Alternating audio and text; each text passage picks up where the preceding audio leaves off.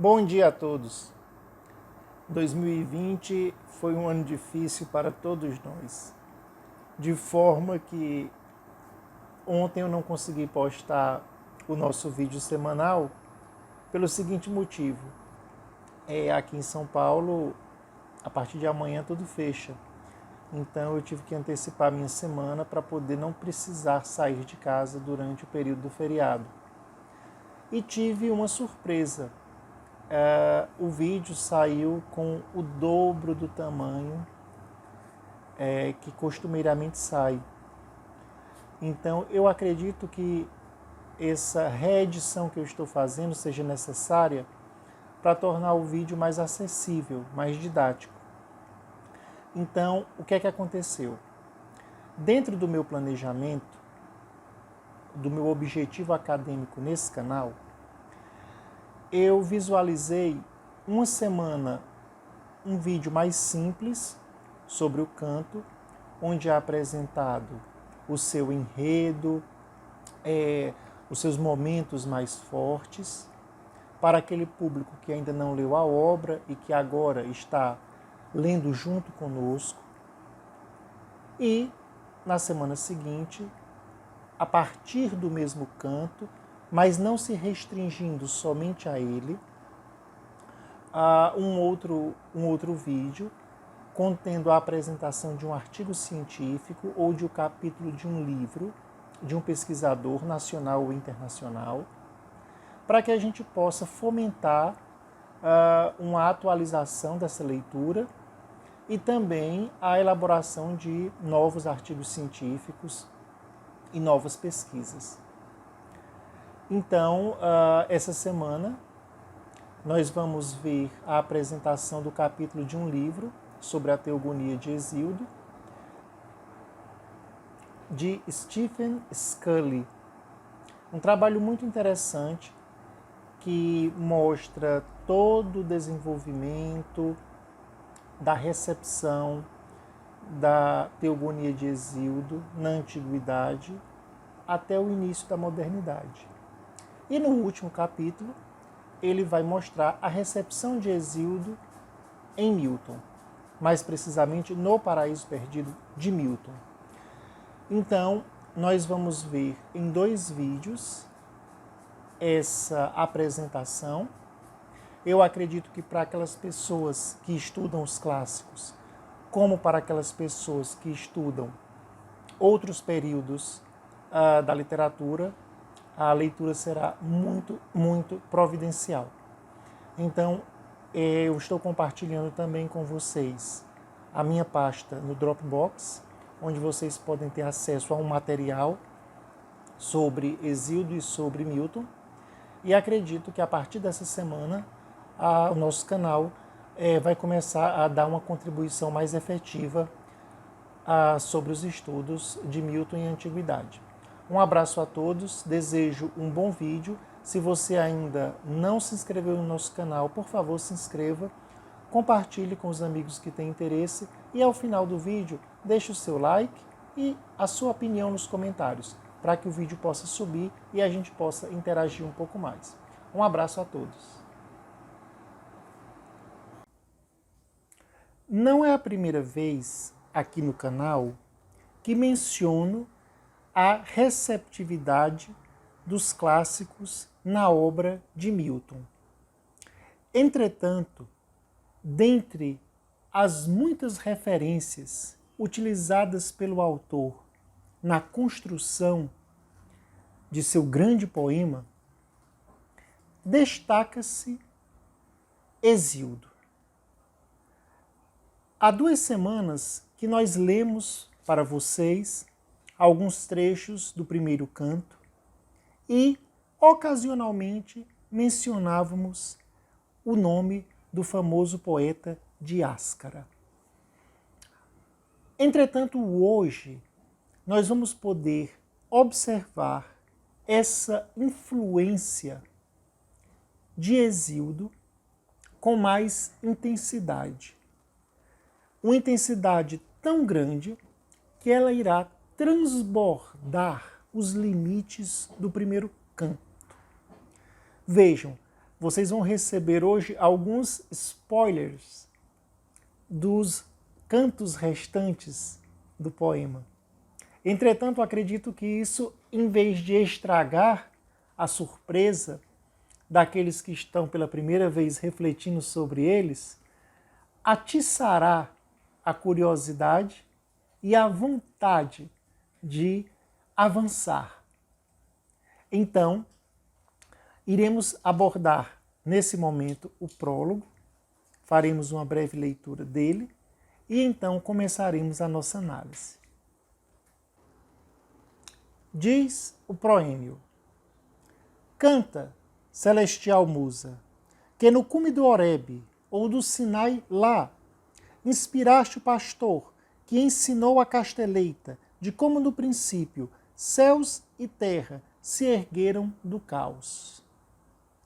Veja, no curto espaço de 6 linhas, nós temos uma série de palavras que estabelecem uma relação direta do paraíso perdido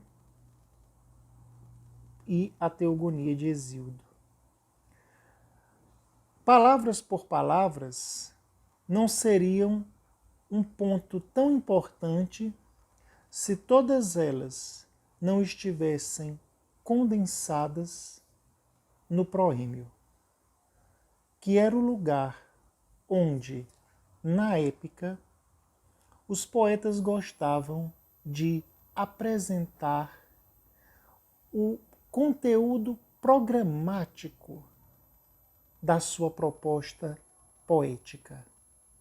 Então, colocando uma invocação à musa que se dirige a um pastor, e esse pastor que vai cantar uma realidade que tem início desde o caos até a formação de céus e terra, deixa para nós uma assinatura invisível de Hesíodo e parece indicar que Milton se propõe a uma nova teorização sobre a origem das coisas, não numa perspectiva mitológica greco-romana, mas dentro de uma perspectiva cristã que busca recepcionar esses elementos, harmonizando-os e preenchendo lacunas dentro da própria concepção cristã de formação do universo e, acima de tudo, inserindo todo esse amálgama de dados dentro de um contexto de uma modernidade nascente, de uma modernidade que estava preenchendo o desconstrutivismo metafísico, agora com dados geométricos, agora com uma noção de espaço infinito. Então vejam a riqueza de uma elaboração poética desse calibre, onde nós temos uma releitura da antiguidade e uma pré-leitura de uma modernidade ainda cheia de incertezas e interrogações. Vejamos agora alguns versos da Teogonia para que possamos fazer um contraponto com o proêmio do Paraíso Perdido e assim tirarmos algumas conclusões. Me remeto ao verso 108 e seguintes. Dizei como no início os deuses e terra nasceram, os rios e o mar sem fim, furioso nas ondas, os astros fulgentes e o largo céu acima, e esses que deles nasceram, os deuses oferentes de bens, como a abastança dividiram, as honrarias repartiram, e também, como no início, ocuparam o Olimpo, muita dobra. Disso me narrem, musas, que tem morada olímpica, do princípio, e dizei, qual deles primeiro nasceu? Bem no início, Abismo nasceu. Vejam, eu queria parar nesse momento, porque nós temos muitos dados relevantes que podem nos dar uma luz no que lemos primeiramente do Paraíso Perdido. Veja que desde o princípio nós estamos com céus e terras, e aqui o poeta fala caos, o tradutor optou por abismo. Vejam que quando ele diz bem no início, em grego nós temos protista, um superlativo, primeirissimamente. Então, primeirissimamente, havia o caos, que pertence ao gênero neutro em grego. É o único ser que está no gênero neutro. E ele, por partenogênese, sem a presença de uma união sexual, ele dará a luz, a noite e a escuridão. Então vejam que esse elemento do caos, do abismo, ele tem uma presença marcante no Paraíso Perdido. Veja que sem essa ideia hesiódica do caos, seria impensável nós imaginarmos os ínferos miltonianos. Um outro aspecto curioso e relevante é que Hesíodo nos informa que a grande batalha entre as forças da ordem representadas pelas potências olímpicas e o seu oposto, representado pelos titãs, teve uma duração de 10 anos. E ela só pôde ser findada em virtude de Deus ter se valido de uma aliança com alguns seres de muitos braços, que foram a força que faltava para que a vitória pudesse ocorrer. Mas Milton precisava demonstrar a superioridade do Deus cristão. Então, a batalha entre anjos e demônios tem uma duração de somente 2 dias, demonstrando assim a distância de poder que havia entre a concepção da divindade antiga para o Deus da cristandade. No Paraíso Reconquistado, que é outro poema de Milton, menos conhecido ainda que o Paraíso Perdido, nós veremos no segundo canto que o Monte Olimpo ele passará a ser a habitação dos demônios. Então veja como o poeta aos poucos faz a suplantação daquela realidade denominada paganismo para toda a superioridade e sublimidade da fé cristã própria do seu tempo. Para aqueles que se interessam em uma leitura mais política da obra, considerando o fato de que a época em que Milton viveu foi bem conturbada politicamente,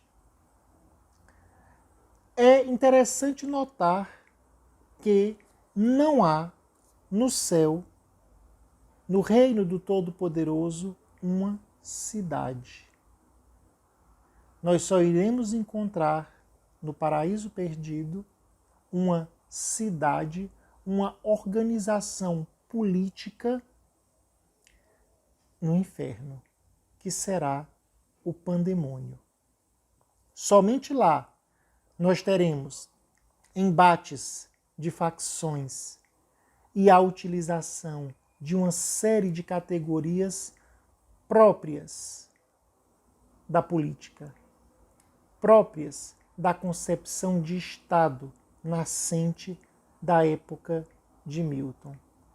Somente no lugar de maior escuridão, de maior rancor e de maior infelicidade, o poeta deposita essa experiência que é tão terrena, afastando-a completamente das esferas divinas, que atuam de forma harmoniosa e transcendem toda e qualquer realidade política que a nossa terra possa tentar estabelecer.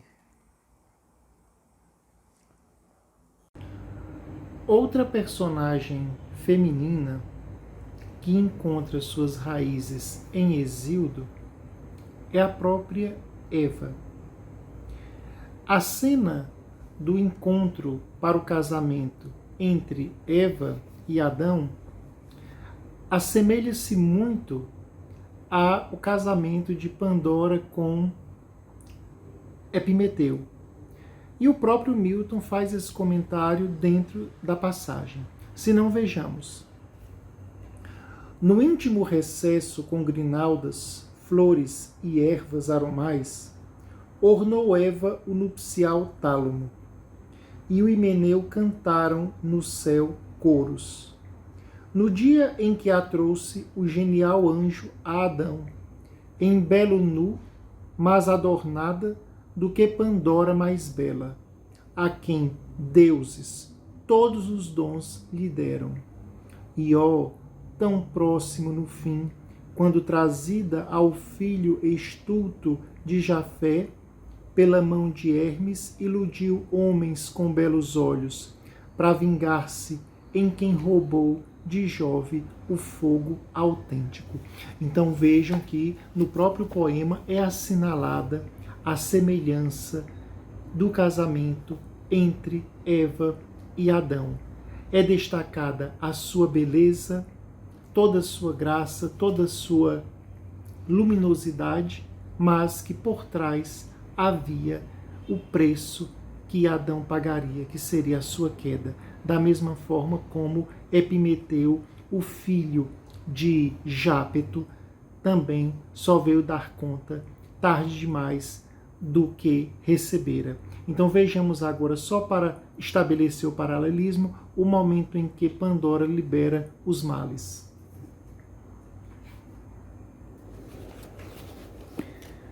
Mas a mulher tirou a mão, a grande tâmpara do cântaro e espalhou. Para os homens, agruras funestas armou. Lá mesmo, só esperança, na casa inquebrável ficou. Dentro do cântaro, sob as bordas, e não porta afora, voou. Deixou antes tombar a tampa do cântaro pelo plano do porta-égide. Zeus junta nuvens.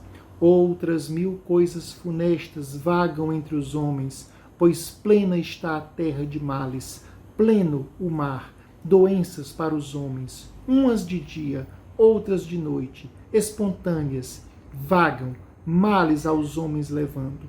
Em silêncio, pois tirou a voz o astuto Zeus. Então veja como Eva e Pandora associam-se nessa artimanha de liberar para os homens coisas más. Então, para você que chegou até aqui, ainda não terminou.